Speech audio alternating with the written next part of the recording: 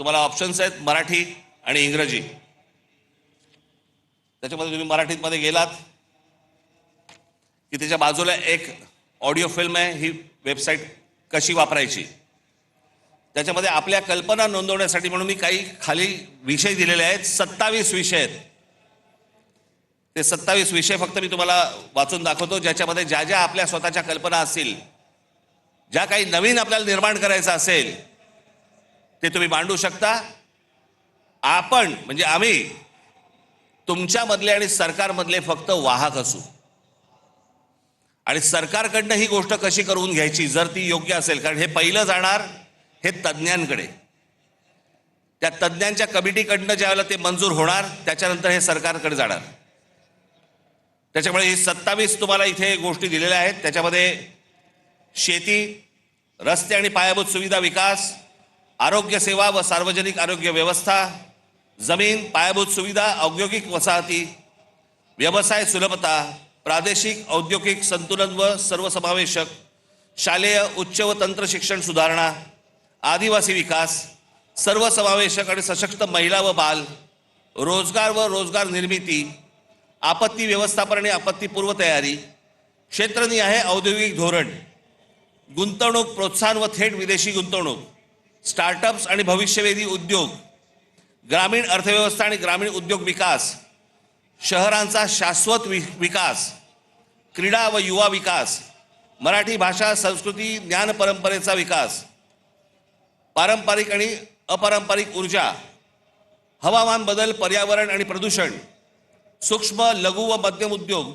आणि विकास, औद्योगिक कायदे सुधारणा, शाश्वत हरित व पर्यावरणपूरक औद्योगिक विकास, सिंचन, जलव्यवस्थापन व जलसुरक्षा, समृद्ध स्वावलंबी आणि शाश्वत ग्रामविकास, पर्यटन विकास, कायदा आणि सुव्यवस्था. याच्यामध्ये तुम्ही आतमध्ये गेल्यानंतर आपली कल्पना इथे पुढे नोंदवायची तुम्हाला येईल. त्या प्रत्येक गोष्टीमध्ये 27 गोष्टीमध्ये त्याच्या उपशाखा आहेत. समजा तुम्ही रोजगार आणि रोजगार निर्मिती हा जर विषय घेतला तर त्याच्यामध्ये रोजगार विमुख कौशल्य प्रशिक्षण, उद्योजकता वगैरे वगैरे असे बरेच विषय त्याच्यामध्ये आहेत.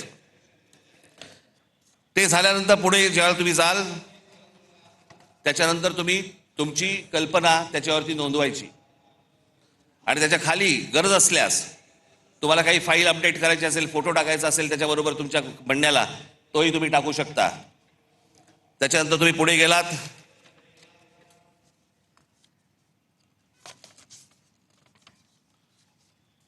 ती फाईल तुम्ही सबमिट केलीत की त्याच्यानंतर तुम्हाला मोबाईल नंबर येईल तुमचा, तो टाकायचा आहे. मोबाईल नंबर आल्यानंतर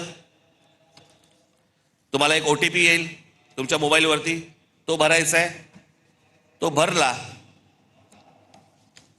की तुमचं संपूर्ण नाव, पत्ता आणि सर्व माहिती याच्यावरती द्यायची आहे. एक तुम्हाला सांगतो सर्वांना, आज तुम्ही इथे आज जे ऐकत आहात ते ऐकत आहात, टेलिव्हिजनवरती जे ऐकत असतील बघत असतील त्यांनाही माझं सांगणं आहे, तुम्ही सांगेपर्यंत तुमचं नाव आणि पत्ता आणि मोबाईल नंबर हा सरकारला दिला जाणार नाही. उद्या तुमची कल्पना जर समजा आवडली आणि त्याची जर समजा अंमलबजावणी करायची ठरली आणि त्यांनी विचारलं हा माणूस कोण आहे, तुम्हाला विचारलं जाईल की तुमचं नाव आणि नंबर द्यायचं आहे का. त्याच्यामुळे ती गोष्ट गुपित राहील, पुढे जाणार नाही. त्याच्यानंतर ढकला. आज महाराष्ट्रामध्ये सगळ्याच गोष्टींची कमतरता आहे. कोणाला काही कळत नाही. जो येतोय कोणतरी येतो, नवा काहीतरी सांगतो, त्याच्याबरोबर कंत्राटदाराला कामं दिली जातात. आपलं ऑइल बाहेरून येतं, आपला गॅस बाहेरून येतो, आपल्याकडे अनेक गोष्टी बाहेरून येतात. मग आपल्याकडे एक काहीतरी टुणटुणं वाजवलं जातं. ते टुणटुणं आहे चांगलं, पण वापरात येऊ शकत नाही, आणि ते म्हणजे स्वदेशीचं. काय करायचं त्या स्वदेशीचं मला जरा सांगा. हा देश ज्याच्यावरती चालतो ते ऑइल पण तुमचं बाहेरून येतंय, तर काय करायचं.